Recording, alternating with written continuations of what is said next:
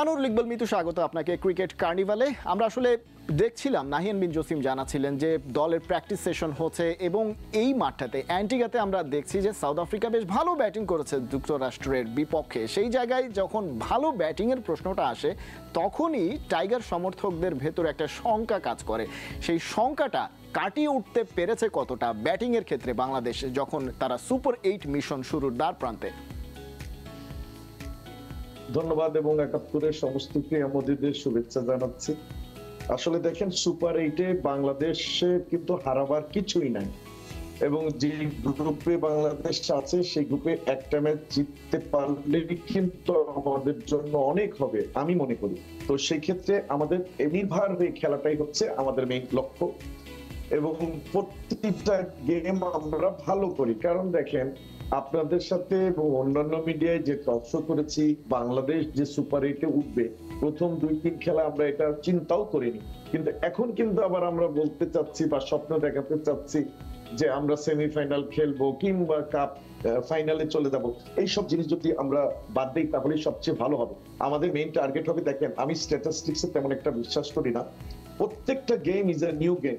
আপনি আগের গেমে 10 উইকেটে জিতলেও পরের গেমে কিন্তু হারতে পারেন, দ্যাট ইজ ক্রিকেট।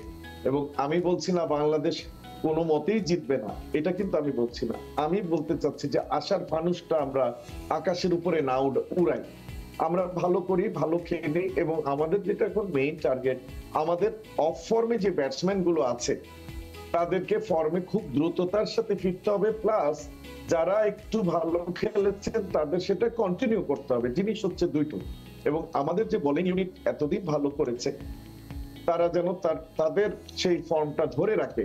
আদারওয়াইজ আমাদের কিন্তু মানে খেলতে হবে দুটো এবং তিনটাই বড় দেশের সাথে। আমি বড় বলছি কারণ আফগানিস্তানের দেখবেন 5 থেকে 6 জন আইপিএল খেলে, কারণ আইপিএল এ দেখা যায় যে সারা বিশ্বের টপ প্লেয়াররাই খেলে। সেই ক্ষেত্রে আমাদের শুধু একজনই মুস্তাফিজুর রহমান এবার রিপ্রেজেন্ট করেছে। এবং স্পেশালি আফগানিস্তান দলটাকেই বলা হয় যে তারা টি-20-তে স্পেশালিস্ট। যে কোনো দলের বিপক্ষেই আসলে তারা একজন শক্তিশালী দল হিসেবে বিবেচনা করতে চান অনেকে।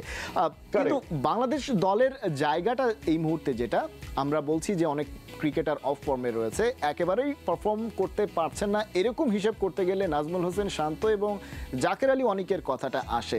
বাকিরা অন অ্যান্ড অফ পারফর্ম করছেন। লিটন দাস হয়তো বা শ্রীলঙ্কার বিপক্ষে খেলতে পেরেছেন, বাকিগুলোই ব্যাটিংয়ে করতে পারেননি। তানজিদ তামিমের কথা বলিস, তিনি হয়তো বা লাস্ট ম্যাচটাই খেলতে পারেননি, এর আগের ম্যাচে শুরুটা তিনি দুর্দান্ত করেছেন। অর্থাৎ একেবারে যে সবাই বা বেশিরভাগ ক্রিকেটার অফ ফর্মে, সেটা কি এই মুহূর্তে বলা যাচ্ছে কিনা? জি দেখেন, আসলে যেই টার্গেট নিয়ে আমাদের টিমটা যায় বা যে টার্গেট নিয়ে আমরা খেলতে নামি, আপনি যদি আউট গুলো শুধু দেখেন, আমি বাদ দিলাম ফর্মের কথাও বাদ দিলাম, ভালো খারাপ সব বাদ দিলাম, আপনি যদি তামিমের কথাই বলেন আর শান্তর কথা বলেন, যেই বাজে শট খেলে আউট হচ্ছে সেটাই তাদের হলো সবচেয়ে ব্যর্থতা। মানে আপনি অফ ফর্ম কখন বলবেন, ঠিক আছে আপনি রান করায় আছেন, কিন্তু আপনি নিজে নিজে উইকেট দিয়ে যাচ্ছেন। যেমন তামিম যে লাস্ট খেলাটাতে প্রথম বলে আপনার উইকেট ছেড়ে চলে এসে যে হিটটা করলেন, কোনো কি প্রয়োজন ছিল? এটা কি ফর্মের কিছু আসে যায়? এটা হলো আপনার মাথার বুদ্ধির ইস্যু। সেই বুদ্ধিটা যদি না থাকে, আপনি ফার্স্ট বল না দেখে আপনি কেন, আপনি যদি এমন হতো যে আপনি রানের চাপায় পড়ে আছেন, আপনি হিউজ রানের পাহাড়ের নিচে আছেন, আপনার অনেক স্কোর করতে হবে। এখানে একটু থামাতে চাই আনোয়ারুল ইকবাল মিতু, সেটা হচ্ছে যে আপনি বলছেন যে এটা আসলে ফর্মের কোনো ইস্যু নয়, কিন্তু এরকম একজন ক্রিকেটার তিনি প্রথমবার মতো বিশ্বকাপ খেলতে গেছেন, সেটা একটা মেন্টাল প্রেশার ক্রিয়েট করে কিনা? হয়তোবা আমরা যদি তানজিদ তামিমকে জিজ্ঞাসা করি যে আপনি এই শটটা যে খেললেন সেটা কি উচিত হয়েছে কিনা, তিনি নিজেও হয়তো বলবেন যে আমার এটা উচিত হয়নি, কিন্তু সেই সময় সেটা তিনি খেলেছেন। এটা কি আসলে কোনো মেন্টাল প্রেশার থেকে হয় কিনা, বা এখানে আসলে অন্য কোনো ইস্যু কাজ করে কিনা? দেখেন, এটা তো বলা মুশকিল, কারণ দেখেন টেন্ডুলকার যখন প্রথম খেলতে গেছে ওনার বয়স ছিল 16। তো এইসব জিনিস বলে আমাদের প্রোটেকশন না দিয়ে আমার উচিত হবে, যে ওয়ার্ল্ড কাপ খেলতে যাচ্ছে সে কিন্তু একটা দেশকে রিপ্রেজেন্ট করছে। এখন সে বাচ্চা, কিছু বোঝে না বা উনি ওরকম করেছেন, তাহলে তো এই টপিকস নিয়ে কথা বলাই যাবে না। জিনিসটা হচ্ছে এই, আপনি আমাদের দেশ আগে, দেশের জিনিসটা হচ্ছে আমরা কিন্তু অনেক দিন ধরে আন্তর্জাতিক ক্রিকেট অঙ্গনে আছি। এখন কিন্তু আমরা নামিবিয়া বা উগান্ডার মতো টিম না, সেই ক্ষেত্রে আপনি যখন প্লেয়ার তৈরি করবেন বা বাছাই করবেন, তাহলে এমন প্লেয়ার তো তাহলে নেওয়া উচিত না। ইয়েস, তামিম আমাদের ওয়ান অফ দ্য প্রোডিজি এবং সে আমাদের one of the talented batsman, সেটা নিয়ে কথা বলছি না। আমি কথা বলছি শর্ট সিলেকশন নিয়ে। এখন আপনি যদি বলেন যে উনি এটা ভুল করেছেন, তাহলে তো ভুল। তো এটাই তো অফ ফর্মের আর একটা পয়েন্ট। আপনি দেখেন যে লিটন দাস লাস্ট খেলায় আগে যে খেলাটা হচ্ছে আউট হয়েছে, that was a brilliant catch, এবং সেটা কিন্তু আপনার ওয়ান অফ দ্য টপ 5 ক্যাচের একটা হবে আমার কাছে মনে হয়। তো এই জিনিসগুলো আমাদের তো এইটাই রেকটিফাই করতে হবে যে বাবা তুমি এই শটটা খেলো না।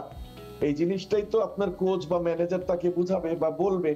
তো তার জন্যই তো খেলা।